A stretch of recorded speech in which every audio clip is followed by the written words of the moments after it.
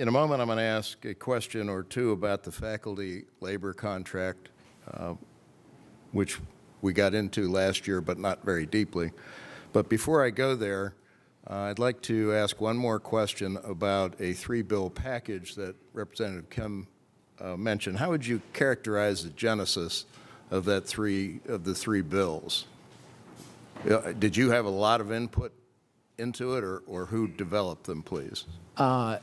Well, so yeah, I would like to think I had a lot of input into it, but we socialized. We worked extensively with all of our key constituencies: board members, councils of trustees, presidents, naturally, staff and faculty groups, naturally, members of the General Assembly, and we basically took Act 188, which was written in 1983. You know, imagine what's happened since 1983, this thing called the internet, you know, and a bunch of other stuff has happened, you know, and basically looked at Act 188 and said, look, of all these, given our deep knowledge of where we are and what we need to accomplish, let's look at Act 188 and ask ourselves seriously, what is holding us back? Are there things statutorily, put it that way, that are holding us back from accomplishing what we need to accomplish? And those bills basically, and we went through that exercise with all those constituency groups gathering input, and those bills really reflect that process. So there are many contributors to that, and they kind of funneled through your office. I wanted to be clear on that, because there are some that believe that it all came from you. I wish I was that smart. No, well, I'm not. You probably are. Last year, as I mentioned, a question was asked, I think maybe it was even me that asked about the faculty labor contract at that point, and you deferred because you were brand new at that point. So let's open that door one more time if we could. The whole idea of the new contract, at least in theory, was to help the system hold down expenses, operate more efficiently so certain changes could be made. What can you say about the new contract at this point? Are we making progress? So the contract was completed. We signed it in October, but it was completed sort of August-ish, September-ish. Yeah, it was.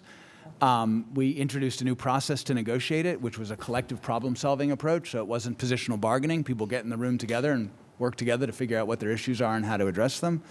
Probably one of the most rewarding experiences of my life, to be perfectly honest. Opportunity to be transparent, collaborative, in a whole different way. The net result is that the total incremental cost of the contract over the next 4 years, comparing apples to apples, will be about half what the last 4-year contract was. I think it was both fiscally responsible and fair, both in terms of, I think we touched or amended more than half of the articles in the contract, which was unheard of, and it just reflects the collaborative nature of the group. It was a sort of a pent-up desire to address issues over time that had never been addressed because relations had been, I think, quite challenging, I'm told.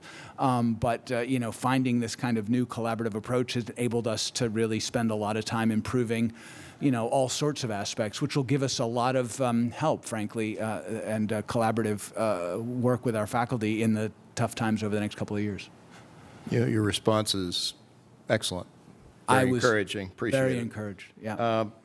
I have to ask a cost question. Yeah. As you look forward over the next 12 or 24 months. Yeah.